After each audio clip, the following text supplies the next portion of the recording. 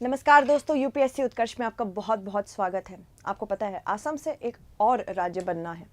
मतलब ये फाइनल हुआ नहीं है पर प्रपोजल है।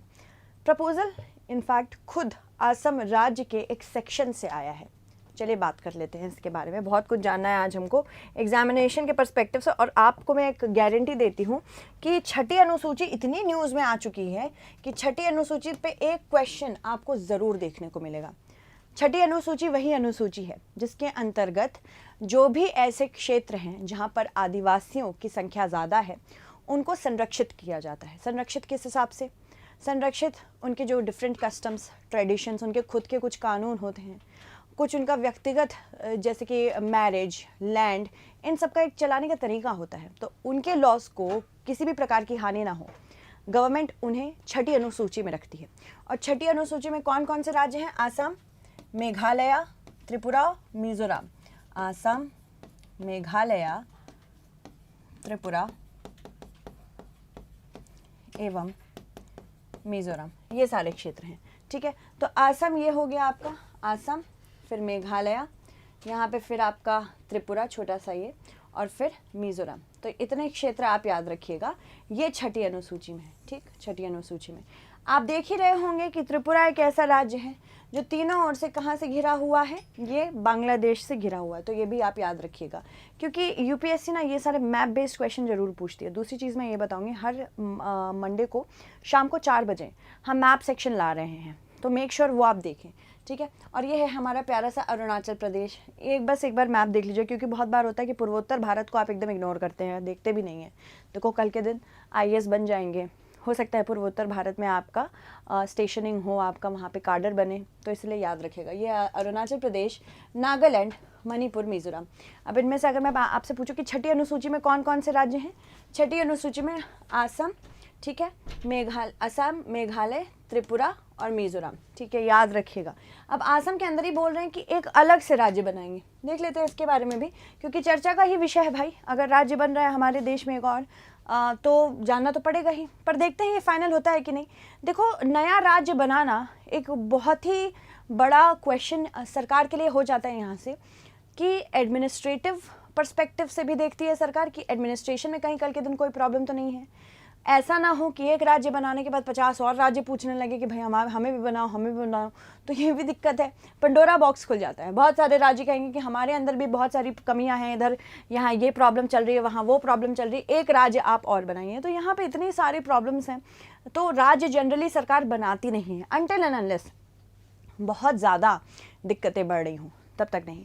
तो हाल ही में असम के आदिवासी बहुल दीफू लोकसभा क्षेत्र में मतदान होने हैं, और असम के सभी दलों ने उम्मीदवारों ने एक स्वायत्त राज्य के भीतर राज्य बनाने के लिए संविधान के अनुच्छेद 244A को लागू करने का वादा किया है। और यह दशकों से दीफू में प्राथमिक चुनावी वादा रहा है। अब अनुच्छेद 244A है क्या? क्वेश्चन सीधे सीधे इस पे आएगा बेटा, तो उसी को हम देखेंगे किस तरह से करना है। केवल 8.9 लाख मतदाताओं के साथ जो दीफू का क्षेत्र है आसाम के, दीफू आसाम के 14 लोकसभा क्षेत्रों में सबसे कम आबादी वाला क्षेत्र है, सबसे कम आबादी है। अब यहाँ पे गवर्नमेंट ये कहेगी इसमें आबादी तो बड़ी कम है, तो राज्य के भीतर अगर आपको राज्य बनाना तो किस पर्सपेक्टिव से, किस दृष्टिकोण से आप बना रहे हैं? यह क्षेत्र अनुसूचित जनजाति यानी एसटी के लिए आरक्षित है, यानी कि छठी अनुसूची में है। यहाँ आदिवासी बहुत ज़्यादा है। साथ ही साथ ये असम के 3 आदिवासी बहुल पहाड़ी जिलों, कार्बी आंगलोंग, एक तो ये है, यहाँ बहुत सारे यहाँ आदिवासियों की आबादी ज़्यादा है। फिर उसके बाद पश्चिम कार्बी आंगलोंग और दीमा हसाओ में 6 विधानसभा क्षेत्रों को कवर करता है। ठीक है, और यह इन 3 जिलों को संविधान की छठी अनुसूची के प्रावधानों के तहत प्रशासित किया जाता है, जो असम, मेघालय, त्रिपुरा और मिजोरम राज्यों में जनजातीय क्षेत्रों के प्रशासन के प्रावधानों का वर्णन करता है। यानी कि यहाँ पे कैसे प्रशासनिक काम होने चाहिए उसका वर्णन करता है। साथ ही साथ ये क्षेत्र 2 स्वायत्त परिषदों के अंतर्गत आते हैं। स्वायत्त परिषद यानी कि एक जो ऑटोनॉमस बॉडीज होती हैं, यही तो करता है छठी अनुसूची जितने आदिवासी क्षेत्र होते हैं उनको डिफरेंट बॉडीज़ में बांट देता है। मतलब अगर आपको अपने आप को autonomously you can say govern करना है, तो गवर्न के पर्सपेक्टिव से, गवर्नेंस के पर्सपेक्टिव से क्या देखना होगा, गवर्नेंस के पर्सपेक्टिव से हमें देखना होगा कि हमारे पास एक काउंसिल हो जिसमें हमारे ही इलेक्टेड लोग हो, हमारे ही चुने हुए लोग हो और वो हमको गवर्न करे। ठीक है, कार्बी आंगलोंग स्वायत्त परिषद और उत्तरी कछार हिल्स स्वायत्त परिषद। और इसी सीट का प्रतिनिधित्व 1977 के कार्बी समुदाय के सदस्यों द्वारा किया जाता है। 1950 के दशक में अविभाजित असम, जब असम बना था तब वो बहुत बड़ा एक राज्य हुआ करता था। धीरे धीरे करके उसमें हमने बहुत सारे पर्सपेक्टिव से कि कितने आदिवासियों के अंतर्गत भी आदिवासी है ना, आदिवासी में भी बहुत सारे अलग अलग कैटेगरीज होती हैं, उनकी भाषाएं अलग होती हैं, कस्टम कानून उनके अलग होते हैं, तो उसी के पर्सपेक्टिव से हमने अलग अलग राज्य भी बनाए। तो 1950 के दशक में अविभाजित असम की जनसंख्या आबादी कुछ वर्गों के मध्य एक अलग पहाड़ी राज्य की मांग उठी। ठीक है, 1960 में पहाड़ी क्षेत्रों के विभिन्न राजनीतिक दलों ने पृथक राज्य की मांग करते हुए ऑल पार्टी हिल लीडर्स कॉन्फ्रेंस का गठन शुरू किया। लंबे समय तक आंदोलन करने के पश्चात वर्ष 1972 में मेघालय को स्वतंत्र राज्य का दर्जा प्राप्त हुआ। उल्लेखनीय यह है कि कार्बी आंगलोंग और उत्तरी कछार पहाड़ियों के राजनेता भी इस आंदोलन का हिस्सा थे। उन्हें असम में रहने या मेघालय में शामिल होने का विकल्प दिया गया। ठीक है, फिर उन्होंने असम के साथ रहने का विकल्प चुना। क्यों? क्योंकि तत्कालीन सरकार ने अनुच्छेद 244A सहित उन्हें अधिक शक्तियां प्रदान करने का वादा किया और तब से लगातार कार्यान्वयन की इसकी मांग की जा रही। मतलब तब तो वादा कर दिया गया था, अब इसको फाइनली, तब तो ये बोलते हैं ना कि एक तरह से बस इनको इकट्ठे कर लो, इनको शामिल कर लो, बाद में हम 244A लगा देंगे। ठीक है, अनुच्छेद 244 से क्वेश्चन में आ सकता है। फिर 1980 के दशक में कई कार्बी समूहों ने इस मांग को लेकर हिंसात्मक आंदोलन शुरू कर दिया। अब देखो, कहीं भी हिंसात्मक आंदोलन काम नहीं आएगा। हिंसात्मक आंदोलन अगर कहीं हो रहा है, इसका मतलब सरकार के पास पूरा अधिकार है कि उसके ऊपर बहुत प्रेशर से दबाव बना के उसको दबा सकती है। कभी भी आंदोलन, जब भी गांधी जी भी आंदोलन करते थे तो ये कहते थे ना कि हिंसात्मक मत होइएगा, क्योंकि यहाँ पे सरकार को एक बहाना मिल जाता है कि किस तरह से इनके आंदोलन को दबाया जा सके। ठीक है, साथ ही साथ इसने शीघ्र ही एक सशस्त्र अलगाववादी विद्रोह के रूप में ले लिया और साथ ही साथ पूर्ण राज्य के दर्जे की मांग कर रहा था। मतलब अलगाववादी यानी कि अभी अलग होना चाह रहे थे, कहना चाह रहे थे कि अब हमको एक पूर्ण राज्य का दर्जा दीजिए, क्योंकि अब हमारे शायद जो रूल्स रेगुलेशंस, हमारे कस्टम्स शायद किसी न किसी प्रकार से बाद में खतरे में आ सकते हैं। ठीक है, संविधान के अनुच्छेद 244A की बात करें अगर, तो यह 1969 में तत्कालीन सरकार द्वारा 22वें संशोधन की धारा 2 के माध्यम से संविधान में अंतः स्थापित किया गया था और यह असम राज्य क्षेत्र में कुछ विशेष जनजातीय क्षेत्रों को स्वायत्त राज्य के निर्माण की अनुमति देता है। ये क्यों हुआ? क्योंकि हमारे पास एक बहुत बड़ा हिस्टोरिकल दर्द है, पार्टीशन। जब भारत विभाजित हुआ तो 2 देश बना, पाकिस्तान और बांग्लादेश। क्यों ऐसा हुआ? क्योंकि हमारे दिमाग में, माफ़ कीजिएगा, पाकिस्तान और इंडिया, फिर बाद में 1971 में इंडिया ने लिबरेट करा के पाकिस्तान से क्या बनाया? बांग्लादेश। पाकिस्तान पहले ईस्ट में भी था ना, बांग्लादेश, उसको ईस्ट पाकिस्तान कहते थे और ये आपका वेस्ट पाकिस्तान था। पाकिस्तान फिर क्यों बट गया? क्योंकि पाकिस्तान में एक तरह से जिद थी कि बंगाली भाषा को दबाना है। बंगाली भाषा से उनको याद आता था इंडिया का लिबरेशन। तो इंडिया के साथ किस तरह से ईस्ट पाकिस्तान का कोई भी रिलेशन ना रहे। अब देखो, वहाँ के मुसलमान भी बंगाली बोलते थे, हिंदू भी बंगाली बोलते थे। एक यूपी के हिंदू और मुसलमान में उतनी ही समानता होगी जितनी एक केरला के हिंदू और यूपी के हिंदू में असमानता होगी। तो कल्चर अलग चीज़ होती है। इसीलिए जो बंगाली कल्चर था, जो बांग्लादेश से वेस्ट बंगाल में भी हमारे ऑफ कोर्स वो पूरा सब एक ही क्षेत्र हुआ करता था, तो पाकिस्तान डरा रहता था कि भाई इनको तो दबाना पड़ेगा ना। तो उसने क्या किया? दबाना शुरू किया। और फाइनली क्या हुआ? भाषा एक ऐसी बड़ी चीज़ होती है ना, माँ के समान होती है भाषा। उसी भाषा में आपने अपने दादी नानी से कहानी सुनी, उसी भाषा में आपने अपने स्कूल की पढ़ाई की होगी, उसी भाषा में आपको गाने तराने पसंद आते होंगे, उसी भाषा में आप मूवीज़ देखना पसंद करते होंगे।